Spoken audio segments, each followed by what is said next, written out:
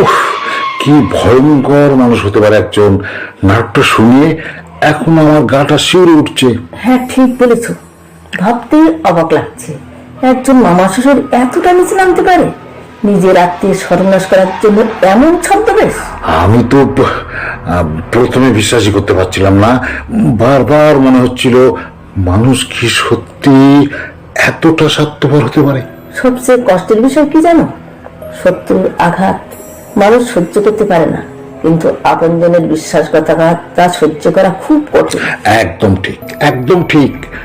নাটকটা যেন আমাদের চোখে আঙুল দিয়ে দেখিয়ে দিল সবসময় বাইরের মানুষ নয়, কখনো কখনো নিজের লোকও সবচেয়ে বড় ক্ষতি করতে পারে। মামা শ্বশুর চরিত্রটা আমার কাছে ভণ্ডামি আর লোভের প্রতীক বলে মনে হয়েছে। বাইরে মমতার মুখোশ, ভিতরে ধ্বংসের ষড়যন্ত্র। হ্যাঁ, আর সেই কারণে চরিত্রটা এত ভয়ঙ্কর। সে সরাসরি আঘাত করেনি, কিন্তু ছদ্মবেশের আড়ালে থেকে পরিবারের সুখ শান্তি নষ্ট করার চেষ্টা করেছে সে। নাটকের শেষ দৃশ্যে যখন সত্য প্রকাশ পেল, তখন আমার মনে হলো সত্যকে বেশি দিন লুকিয়ে রাখা যায় না। আমিও তাই ভাবলাম, একদম আমিও তাই ভাবলাম। মিথ্যে আর প্রতারণা হয়তো কিছুদিন জয়ী হয়, কিন্তু শেষ পর্যন্ত সত্যের কাছে হার মানে। এই নাটক শুধু বিনোদন নয়, একটা শিক্ষা। আমাদের শিখিয়ে দেয় অন্ধভাবে কাউকে বিশ্বাস করা উচিত নয়। আর এও শেখায় যে লোভ মানুষের বিবেককে ধ্বংস করে দিতে পারে। সত্যি, মানুষ কত নিচে নামতে পারে এবং কিভাবে আপনজনের সর্বনাশ করতে পারে তার জ্বলন্ত উদাহরণ এই ছদ্মবেশী মামা শ্বশুর। তাই তো বলি, নাটকটা শুধু শোনা নয়, উপলব্ধি করার মতো। এমন গল্প সমাজকে ভাবতে শেখায়। একদম।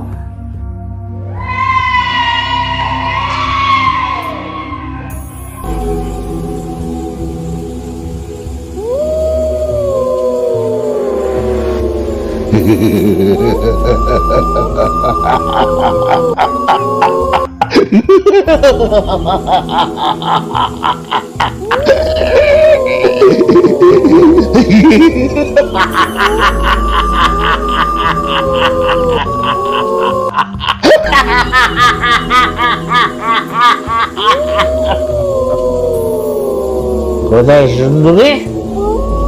সুন্দরী, তুমি কোথায়?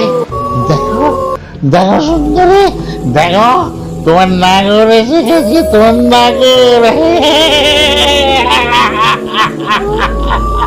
ওই ওই ওই হিংস্র পিশাচটা লালস আত্মা বাবা গিয়ে আমার দিকে ছুটে আসছে। হে ঈশ্বর, নিজেকে আমি কেমন করে রক্ষা করব, কেমন করে রক্ষা করব? না না না না, তোমার কোনো ভয় নেই সুন্দরী। তোমার রূপ যৌবন তুমি আমার হাতে তুলে দাও, আমি তোমাকে রক্ষা করবো। আমায় আমায় ছেড়ে দিন, ছেড়ে দিন। আমার স্বামীর অ্যাক্সিডেন্ট হয়েছে। অ্যাক্সিডেন্ট? না না না না, তোমার স্বামীর কিচ্ছু হয়নি, কিচ্ছু হয়নি। কিন্তু কিন্তু মামা বাবু যে বললেন। কথা না বললে তোমাকে কি এত সহজে বাড়ির বাইরে আনা যেত সুন্দরী? তার মানে আপনারা ষড়যন্ত্র করে আমাকে। ওহো, শয়তানটাকে যদি একবার সামনে পেতাম। পাবো না, পাবো না, শয়তানটাকে তুমি সামনে পাবে না সুন্দরী। তোমার মামা বাবু, কৈলাস শর্মার ডিউটি ছিল তোমাকে ঘর থেকে বাইরে বের করে আনা। সেটার কাজ কমপ্লিট করে কোথায় হয়ে গেছে। এবার এবার শুধু আমার পালা। হ্যাঁ, আমার পালা, শুধু আমার পালা,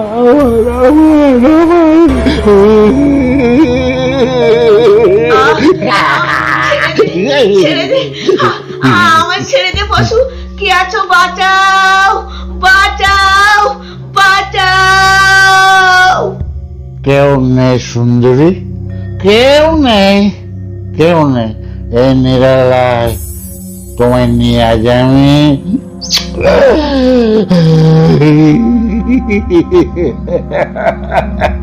হুঁশিয়ার বস, আমি জিন্দা থাকতে আর কই জেনানার ইজ্জত আপনি কফি লুট করতে পারবেন না।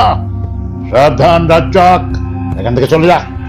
নেই নেই, আপনি বহুত গুনাহ করিয়েছেন, বহুত বহুত গুনাহ করিয়েছেন, বহু জেনানার সর্বনাশ করিয়েছেন আপনি। আল্লাহ আপনি কবি মাফ করবে না বস।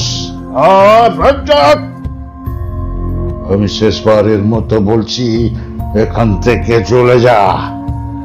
আমিও শেষবারের মতো বলছি বস, उसको छोड़ दीजिए, नहीं तो अल्लाह सजा देने को पहले मैं आपको।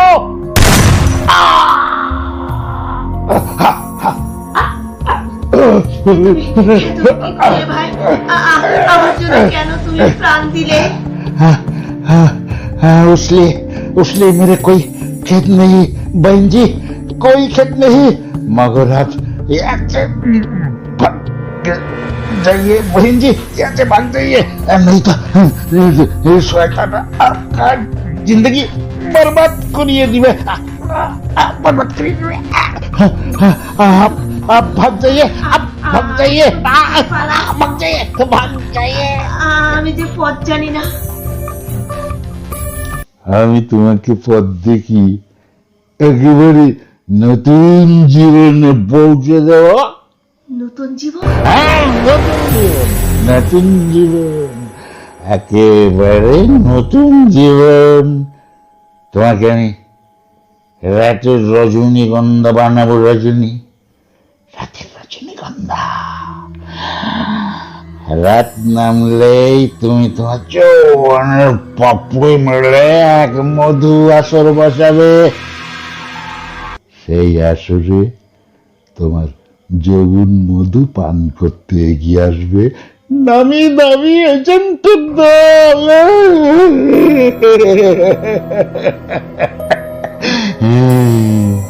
তাদের মাঝে তুমি নিজেকে বিলিয়ে ধন্য হবে, আর আমার হাতে উঠে আসবে মুঠো মুঠো টাকা, মুঠো মুঠো টাকা, মুঠো মুঠো টাকা, মুঠো মুঠো টাকা। না না, কে আছো, বাঁচাও, বাঁচাও, আমায় রক্ষা করো, আমায় রক্ষা করো। কেউ নেই রজনী, কেউ নেই। যেখানে তুমি পালাতে যাবে সেখানে এই সিরাজ আফ্রিদির লালসার ধারা তোমাকে গ্রাস করতে ছুটে যাবে। তোর কামনার কষাইখানে তোমার নারী তোকে আছে বলি দেবেই দেবে, হ্যাঁ বলি দেবেই দেবে, দেবেই দেবে।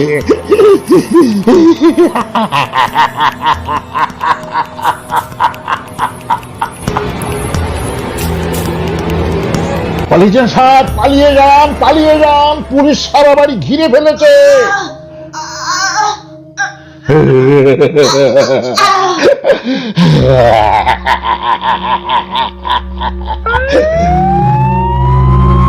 দেখো কাণ্ড, দেখো কাণ্ড, এদিকে আমাদের মরণ বাঁচন সমস্যা ওদিকে ফুটতে করতে ফুটতে ফুটতে ফুটতে মুরগে যাক, মুরগে যাক, আমরণ পালাই, আমরণ পালাই। কোথায় পালাবে ডাইরেক্টর সাহেব? ঝিলমিল তুমি? Shot up!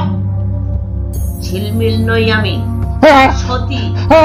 আমায় মেরো না, আমায় মেরো না, আমায় বাঁচতে দাও। বাঁচতে তুমি পারবে না ইডিয়েট।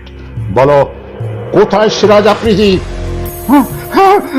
জানি না স্যার, জানি না, বিশ্বাস করুন, বিশ্বাস করুন স্যার, আমি জানি না। সিরাজ আফ্রিদির সন্ধান আমি দেব।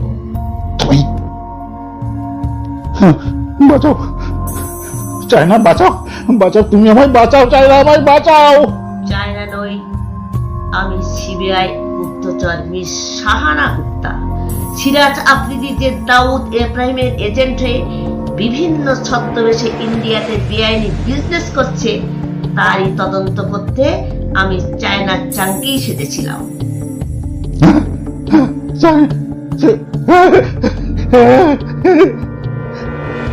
তাহলে তাহলে তাহলে সিরাজ আফ্রিদি? ও সিরাজ আফ্রিদি নয়। যথাসময়ে আমি তার আসল পরিচয় ফাঁস করব। তার আগে আসুন আমরা ছুটে যাই সিরাজ আফ্রিদির সন্ধানে।